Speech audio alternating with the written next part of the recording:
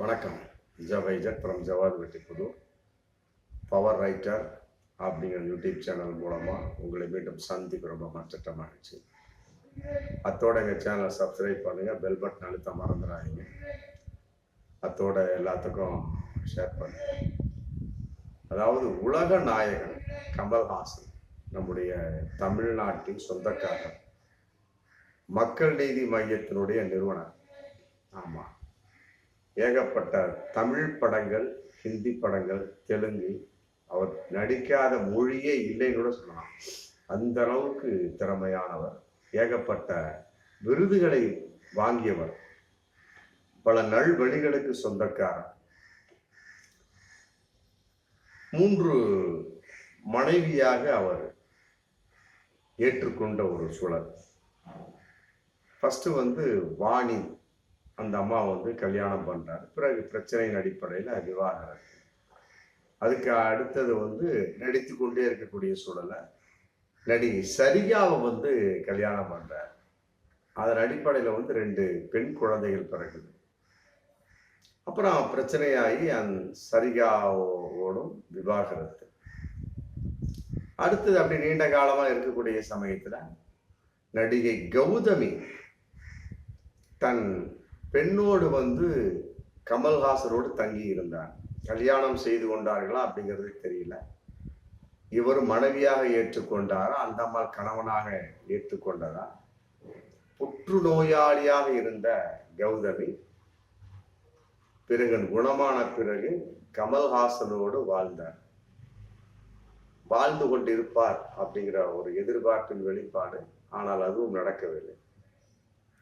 பிறகு இந்த சமீபத்தில் தான் ஒரு 1 year 1.5 years முன்னால பிரிஞ்சுட்டாங்க. கல்யாணம் செய்து கொண்டார்களா அப்படிங்கிறது தெரியாது. சும்மா அவர் இல்லத்தில் தங்கினார் அப்படிங்கிற ஒரு விஷயமா, அது அவர்களுக்குள்ள ஒரு ரகசியமான விஷயம். எப்படியோ கமல்ஹாசனை நாம் விட்டுக் கொடுக்க முடியாது.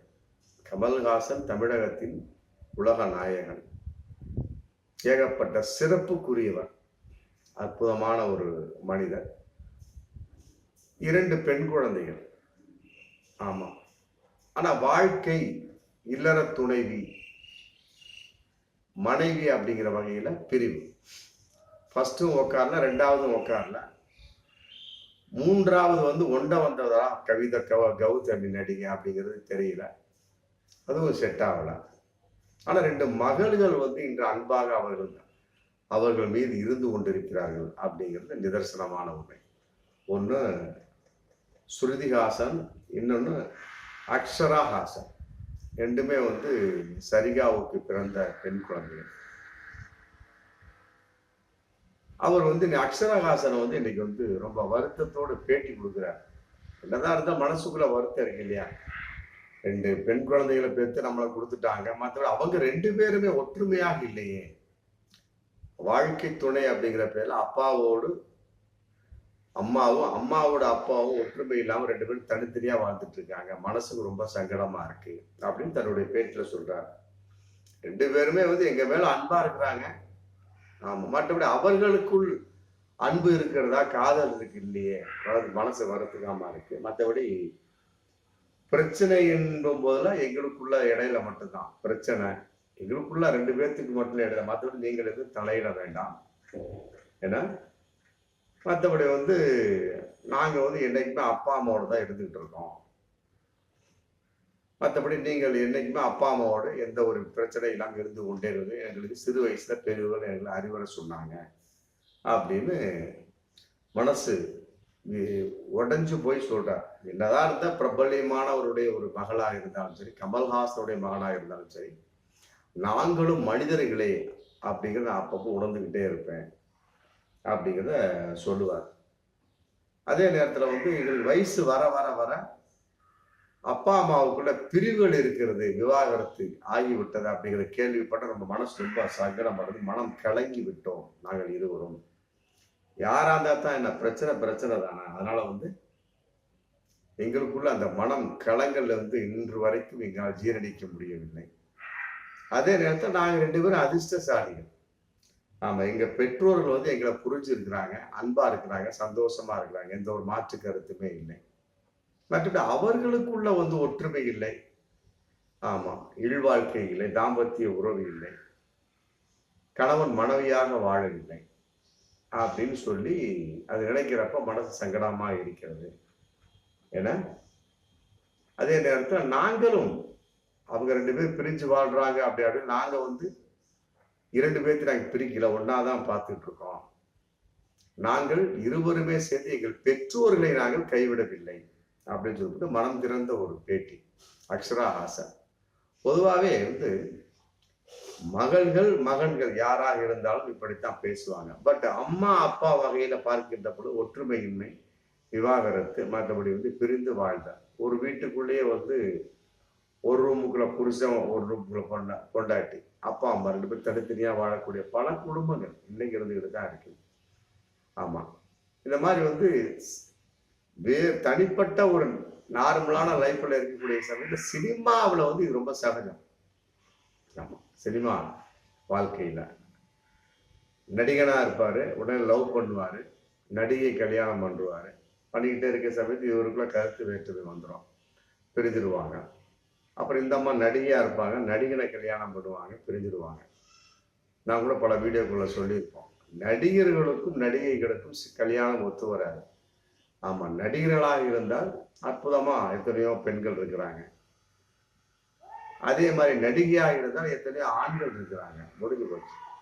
2 பேர்த்துக்குள்ள ஒரு பந்தம், ஒப்பந்தம், அது என்னதான் இருந்தாலும் சரிங்க, நடிகர்களுக்கும் நடிகைகளுக்கும் அந்த ஒப்பந்தம் ஒத்து வருவதே கிடையாது.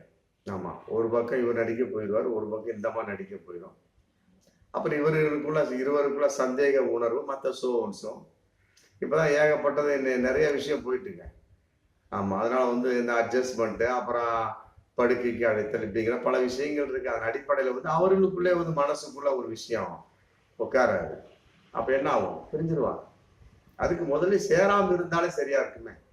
அதான் வந்து நம்மை போன்ற ஒரு சமூக ஆர்வலர்கள் சொல்லுங்க. இப்ப பாருங்க, இப்ப குழந்தைங்க வந்து ரொம்ப சிரமப்படுறாங்க. 2 பேர்த்துக்கு இன்னும் கல்யாணம் ஆகலாம், அக்ஷராகாசன் ஸ்ருதிகாசன் இருக்கும். இப்ப அவங்களுடைய மனசுக்குள்ள ஒரு ஏக்கம் இருக்கு இல்லையா, என்னடா அது நமக்கு கல்யாணமாக ஒரு பக்கம் இருந்தாலும் கூட அப்பா அம்மா வந்து இந்த அளவுக்கு புரிஞ்சிருக்கிறாங்களே அப்படின்னு சொல்லிட்டு மனசுக்கு வேதனை. இப்ப 2 பேர்த்துக்குமே அறிவுரை சொல்லக்கூடிய அளவுக்கு இருவரும் இருந்தாலும் இருவருடைய கல்யாண வாழ்க்கையில் எவ்வாறு அப்படிங்கிற ஒரு கேள்வி இருக்கு. 2 பேரும் வந்து காதலித்து கொண்டிருக்கிறார்கள் அப்படிங்கிற மாதிரி ஒரு சில தகவல். எப்படி இருந்தாலும் சரிங்க, காதலித்தாலும் சரி, அரேஞ்ச் மேரேஜ் பண்ணிக்கிட்டாலும் சரி, பிரிவு என்பது வந்து கணவன் மனைவிக்குள் இருந்தது அப்படின்னா கட்டாயம் வாழ்க்கையில வந்து நிம்மதி இருக்காது. இது மாதிரி ஏகப்பட்ட ஜோடிகள் சினிமா உலகத்தில் இருக்கிறாங்க. நம்ம ராமராஜன் நளினி எடுத்துக்கலாம், அவங்க வந்து பிரிஞ்சுதான் இருக்கிறாங்க. மற்றபடி அவங்க குழந்தை வகையில ஒற்றுமையா இருந்துகிட்டு இருப்பாங்க. அதே மாதிரி வந்து பார்த்திபன் சீதா இப்பதான் சமீபத்தில் வந்து 2 பேருடைய பெற்ற குழந்தைக்கு வந்து கல்யாணம் ஆச்சு. 2 பேரும் முன்னிலைந்து நடத்தி வைக்கிறாங்க. ஆனா 2 பேருமே பேசிக்கவில்லை. இது என்ன கூத்தோ தெரியல. இதெல்லாம் என்ன புதுமையான விடயமா இருக்குது என்பதெல்லாம் விட மனசம் கேட்கறதுக்கு வந்து சங்கடம் இல்லாமல் ஒப்புக்கொள்ளாமல் இருக்கிறது. என்னதான் இவங்க பெரிய ஸ்டாரா இருக்கட்டுமே, நம்ம உலகத்தை கட்டி ஆளக்கூடிய உலக நாயகனுக்கு இப்படி ஒரு நிலைமை அப்படின்னு மற்றவர்களுக்கு எவ்வாறு அப்படிங்கிற கேள்வி இருக்கு இல்லையா. உலக நாயகன் தான், அவருக்கு இந்த மாதிரி நிலைமை இருக்கு. இப்ப மற்றவர்களுக்கு இந்த நிலைமை வர வாய்ப்பு இருக்கு. அதே நேரத்தில் வந்து எப்படிப்பட்ட நடிகனாக இருந்தாலும் நடிகையாக இருந்தாலும் சரி, ஆமா, பிரச்சனை என்று வரக்கூடிய சமயத்துல, பிரிவு விவாகரத்து என்று வரக்கூடிய சமயத்தில் குழந்தைகள் பாதிக்கப்படுகின்றார்கள். அதை வந்து யாரும் பெரிதாக நினைத்துக் கொள்வது. பாருங்க, தனுஷ் ஐஸ்வர்யா, ஆமா, விவாகரத்து அப்ளிகேஷன் போட்டாச்சு, முடிஞ்சு போச்சு. என்ன ஆச்சு? இப்ப ஐஸ்வர்யா 2 ஆண் குழந்தைகள். இப்ப தனுஷ் என்ன பண்ணுவாரு? இந்த மாதிரி ஏகப்பட்ட கேள்விகள். எப்படியோ இந்த பெற்றோர்கள் விவாகரத்து மூலமாக பிரிந்து விட்டார்கள், அவர்களை மகள்கள் என்ற முறையில் நாங்கள் எவ்வாறு எதிர்கொள்கின்றோம் அப்படிங்கிற மாதிரி அக்ஷரா ஹாசனுடைய பேட்டி போகுது. எப்படி நாங்கள் எல்லாம் ஒற்றுமையா தான் இருக்கணும், ஆனா அவர்களுக்குள் ஒற்றுமை இல்லை அப்படின்னு மிக சோகமாக மனம் திறந்து ஓப்பன் டாக்கா பேசுகிறத படிக்கின்ற போது உண்மையில் நமக்கே மனசு வருத்தமா தான் இருக்கு. அதனால வந்து வரும் காலங்களில் அவன் யாராக இருந்தாலும், நடிகர்களாக இருக்கட்டும், மற்றபடி அரசியல்வாதிகளாக இருக்கட்டும், சாதாரண ஒரு குடும்பத்தில் வாழக்கூடிய ஒரு கிராமத்து நகரத்து மனிதர்களாக இருக்கட்டும், நம்முடைய ஒற்றுமை என்பது, கணவன் மனைவி ஒற்றுமை என்பது பிற்காலத்தில் பிறக்கக்கூடிய குழந்தைகளை ஏதோ ஒரு வகையில் அந்த பிரிவும் பாதிக்கும், ஒற்றுமையும் பாதிக்கும். ஒற்றுமையா இருக்கக்கூடிய சமயம் அவர்களுக்குள்ள ஒற்றுமை வரும். பிரிவு ஏற்படக்கூடிய சமயத்தில் அவர்களுக்கும் பிரிவு வரும். அக்ஷராகாசன் சுருதிகாசன் இருக்கிறாங்க. இப்ப அவங்களுக்குள்ள என்ன இருக்கும்? என்னடா நாளைக்கு நம்ம கல்யாணம் பண்ணலாம் இருக்கோம், நம்மளோட நிலைமை எப்படி இருக்குமோ அப்படின்னு கேள்வி வரக்கூடிய சமயம் அவங்களோட கல்யாணம் என்ன பண்ண தள்ளிக்கொண்டே போகும். கல்யாணத்தின் மேல அவர்களுக்கு விருப்பம் இருக்காது. அப்ப என்ன ஒண்ணு, தான் தோண்டித்தனமான வாழ்க்கை, மற்றபடி தனிப்பட்ட ஒரு வாழ்க்கை, பிரம்மச்சரியமான ஒரு வாழ்க்கை, ஏதோ ஒண்ணு கடைசி வரைக்கும் இப்படியே இருந்துட்டு போலாம் அப்படிங்கிற மனோநிலையம் வந்துருச்சுன்னு வைங்க, முடிஞ்சு போச்சு, ஒண்ணுமே பண்ண முடியாது. காரணம் அப்பா அம்மாவுடைய ஒரு உதாரணம் அப்படின்னு சொல்லிட்டு தப்பிச்சு போயிட்டே இருப்பாங்க. ஆமா, அதனால யாராக இருந்தாலும் சரி, அப்பாவாக இருக்கட்டும் அம்மாவாக இருக்கட்டும் ஒற்றுமையாக இருக்கணும். ஆமா, குழந்தைகள் வகையில அவர்கள் ஒற்றுமையாக இருந்தாலும் நமக்குள்ள ஒற்றுமை இருந்தாதான் நாம வெளிப்படுத்தி அவர்களுக்கு நாம ஒற்றுமையை கற்பிக்க முடியும். அதை விட்டு போட்டு பெற்ற ஒரு குழந்தைகள் வகையில 2 பேரும் ஒன்னா கொஞ்சிக்கிட்டு இவங்க பிரிஞ்சிருந்து என்ன பண்றது? எந்த பிரயோஜனமே கிடையாது. அதாவது ஒரு கிராமத்துல ஒரு பழமொழி சொல்லுவாங்க. ஆமா, தலை அதுக்கு மேல கிரீடம், ஆனா அதுல வைரக்கல் இல்லை அப்படின்னு சொல்லுவாங்க. அந்த கதை. அப்பா அம்மா ஒற்றுமையா இருக்கிறாங்க, யார் மேல? குழந்தைகள் மேல. பட் அவங்க ஒற்றுமையா இருக்காங்களா? கணவன் மனைவியா வாழ்ந்துட்டு இருக்காங்களா? இல்லையே. இன்னும் நிறைய ஜோடிகள் இருக்கிறாங்க. அதனால வரும் காலங்கள் இப்படிப்பட்ட நிலைமைகள் இல்லாமல் ஒற்றுமையாக வாழணும். நம்முடைய ஒற்றுமை நம் குழந்தைகளை பாதிக்கணும். அதன் மூலமா அவர்களும் ஒற்றுமையாக வாழக்கூடிய ஒரு சூழல். நம்ம இதுல சினிமா உலகம் ஒரு தனித்து விடப்பட்ட ஒரு தீவு அப்படின்னு தான் என்னுடைய கருத்து. பார்ப்போம் மீண்டும் அடுத்த வீடியோ. நன்றி.